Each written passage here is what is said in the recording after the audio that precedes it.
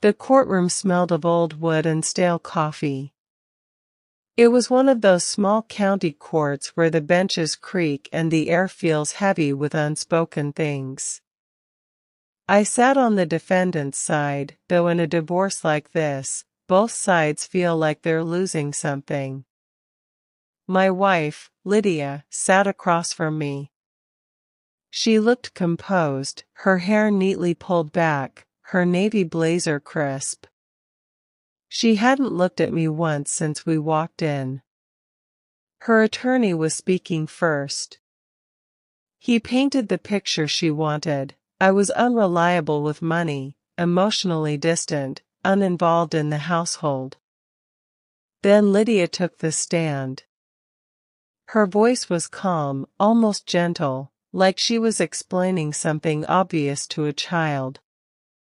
"He's just a useless husband," she said. The words landed flat, without drama. No raised voice. No tears. Just a statement of fact, the way someone might say the sky is blue. A few people in the gallery shifted. My own lawyer glanced at me, waiting for a reaction. I gave none. I kept my hands folded in my lap and my eyes on the grain of the wooden table in front of me. She went on. She said I never understood finances. That I let opportunities slip. That I contributed nothing meaningful to our life together. She spoke about the house we bought together, how she handled the mortgage, the bills, the savings. How she carried us. How I was decorative at best. Her attorney nodded along, satisfied. The judge, an older woman with silver hair and sharp eyes behind thin glasses, listened without interrupting. When Lydia finished, the judge thanked her quietly and turned her gaze to me. "Mr. Hartwell," she said, "do you wish to respond to your wife's testimony?"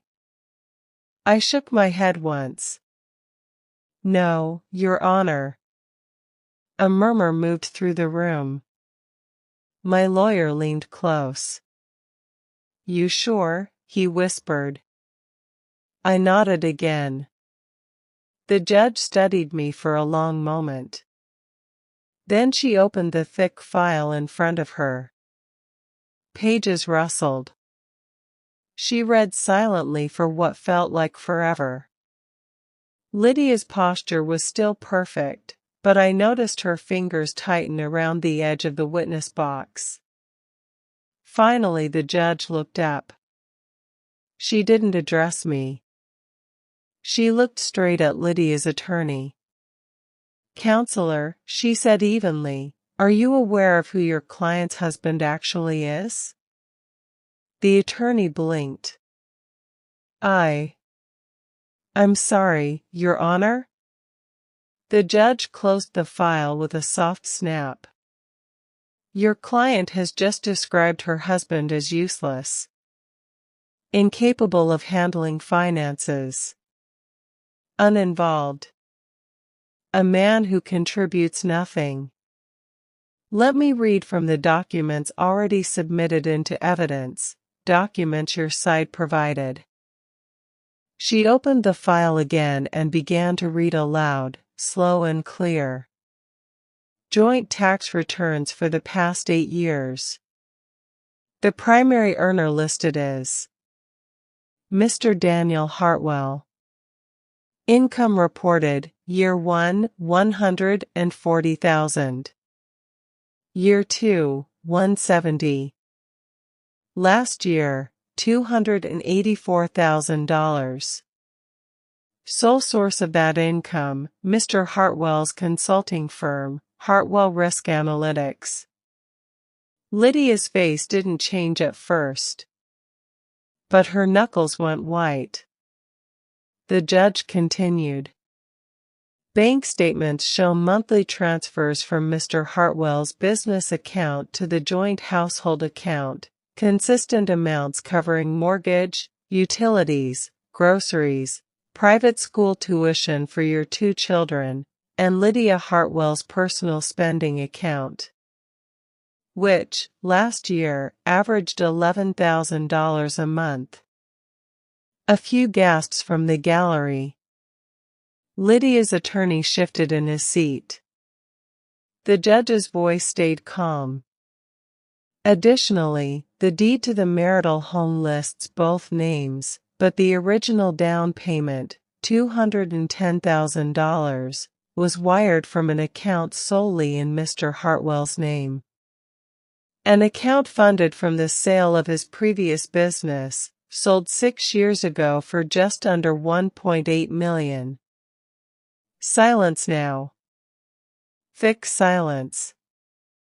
The judge looked directly at Lydia. Mrs. Hartwell, you stated under oath that your husband doesn't understand finances and never has. You said he contributes nothing meaningful. Yet the financial records, your own submitted exhibits, show he has been the sole provider for this family for over a decade. You have not worked outside the home since your second child was born.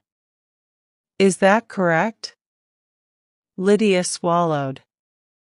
Her voice was smaller now. Yes, Your Honor.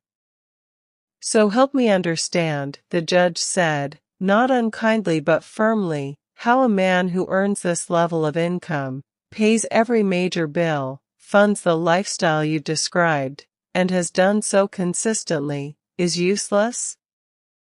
Lydia opened her mouth. Nothing came out at first. Then, quietly, I handled the day-to-day. The emotional labor. The children. The judge nodded once. Emotional labor is real. Raising children is real. But you chose to frame your husband's contribution as zero. You chose the word useless. In open court. Under oath. She paused. I'm not here to decide who was the better spouse. That's not my job today. But I am here to decide what is fair. And exaggeration, or outright misrepresentation, of financial reality does not help your case for spousal support, asset division, or primary custody. Lydia's attorney stood quickly. Your Honor, we can clarify. The judge raised a hand. You've had your turn, counselor. The numbers speak clearly. She turned back to the file, then to me. Mr. Hartwell, you've remained silent through all of this. May I ask why? I met her eyes for the first time. I didn't come here to tear her down, Your Honor. I came to end the marriage quietly. For the kids.